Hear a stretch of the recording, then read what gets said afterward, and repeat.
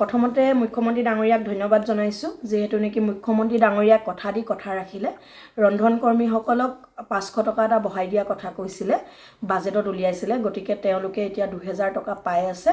অক্টোবৰৰ পইচাটো নৱেম্বৰৰ পৰা 2000 কে তেওঁলোকৰ একাউণ্টত সোমাই আছে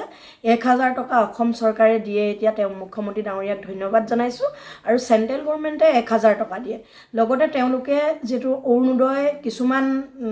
কিছুমান চক্ৰত পৰি কিছুমান মানুহে ৰান্ধনীসকলক অৰুণোদয় নালাগে বুলি কৈছিলে কিন্তু এইবাৰ ৰন্ধন কৰ্মীসকলে অৰুণোদয় পাব আৰু লগতে যিসকল মহিলাই অৰুণোদয় নাপায় তেওঁলোকক অৰুণোদয় দিব আৰু যিবিলাকে পায় তেওঁলোকে নাপায় গতিকে যিবিলাকে পায় তেওঁলোকো পাব যিবিলাকে নাপায় তেওঁলোকো পাব মুখ্যমন্ত্ৰী ডাঙৰীয়াক ধন্যবাদ জনাইছোঁ লগতে এককালীন সাহায্য এটা দিয়া কথা চলি আছে বাজেটত কৈছিলে আমাৰ অজন্তা বাইদেউ ডাঙৰীয়ানীয়ে কৈছিলে যে এককালীন সাহায্য এটা দিম গতিকে হেতু জোৰজাৰ চলি আছে খুব সোনকালে ৰন্ধন কৰ্মীসকলৰ হৈ ভাল খবৰ আহি আছে আৰু মুখ্যমন্ত্ৰী ডাঙৰীয়াক যেতিয়া আমি লগ কৰিলোঁ মুখ্যমন্ত্ৰী ডাঙৰীয়া আমাক কি কৈছে যে ৰন্ধন কৰ্মীসকলক নিয়মীয়াকৰণ কৰি দিব হয়তো অহাবাৰ চৰকাৰ আহিলে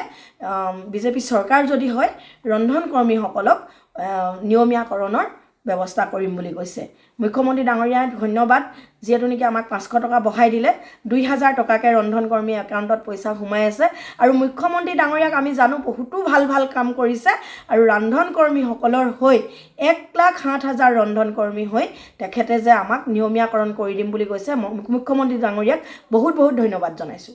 প্ৰথমতে মুখ্যমন্ত্ৰী ডাঙৰীয়াক ধন্যবাদ জনাইছোঁ যেহেতু নেকি মুখ্যমন্ত্ৰী ডাঙৰীয়াক কথা দি কথা ৰাখিলে ৰন্ধন কৰ্মীসকলক 500 টকা এটা বঢ়াই দিয়া কথা কৈছিলে বাজেটত উলিয়াইছিলে গতিকে তেওঁলোকে এতিয়া 2000 টকা পাই আছে অক্টোবৰৰ পইচাটো নৱেম্বৰৰ পৰা 2000 কে তেওঁলোকৰ একাউণ্টত সোমাই আছে 1000 টকা অসম চৰকাৰে দিয়ে এতিয়া তেওঁ মুখ্যমন্ত্ৰী ডাঙৰীয়াক ধন্যবাদ জনাইছোঁ আৰু চেন্ট্ৰেল গভৰ্ণমেণ্টে 1000 টকা দিয়ে লগতে তেওঁলোকে যেটো অৰুণোদয় কিছুমান চক্ৰত পৰি কিছুমান মানুহে ৰান্ধনীসকলক অৰুণোদয় নালাগে বুলি কৈছিলে কিন্তু এইবাৰ ৰন্ধন কৰ্মীসকলে অৰুণোদয় পাব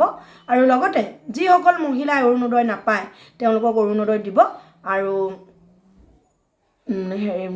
যিবিলাকে পায় তেওঁলোকে নাপায় গতিকে যিবিলাকে পায় তেওঁলোকো পাব যিবিলাকে নাপায় তেওঁলোকো পাব মুখ্যমন্ত্ৰী ডাঙৰীয়াক ধন্যবাদ জনাইছোঁ লগতে এককালীন সাহায্য এটা দিয়া কথা চলি আছে বাজেটত কৈছিলে আমাৰ অজন্তা বাইদেউ ডাঙৰীয়ানীয়ে কৈছিলে যে এককালীন সাহায্য এটা দিম গতিকে হেতু জোৰজাৰ চলি আছে খুব সোনকালে ৰন্ধন কৰ্মীসকলৰ হৈ ভাল খবৰ আহি আছে আৰু মুখ্যমন্ত্ৰী ডাঙৰীয়াক যেতিয়া আমি লগ কৰিলোঁ মুখ্যমন্ত্ৰী ডাঙৰীয়া আমাক কি কৈছে যে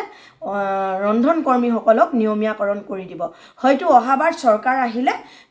বিজেপি চৰকাৰ যদি হয় ৰন্ধন কৰ্মীসকলক নিয়মীয়াকৰণৰ ব্যৱস্থা কৰিম বুলি কৈছে মুখ্যমন্ত্ৰী ডাঙৰীয়াক ধন্যবাদ যেহেতু নেকি আমাক 500 টকা বঢ়াই দিলে 2000 টকাকে ৰন্ধন কৰ্মী একাউণ্টত পইচা সোমাই আছে আৰু মুখ্যমন্ত্ৰী ডাঙৰীয়াক আমি জানো বহুতো ভাল কাম কৰিছে আৰু ৰান্ধন কৰ্মীসকলৰ হৈ 1,07,000 ৰন্ধন কৰ্মী হৈ তেখেতে যে আমাক নিয়মীয়াকৰণ কৰি দিম বুলি কৈছে মুখ্যমন্ত্ৰী ডাঙৰীয়াক বহুত ধন্যবাদ জনাইছোঁ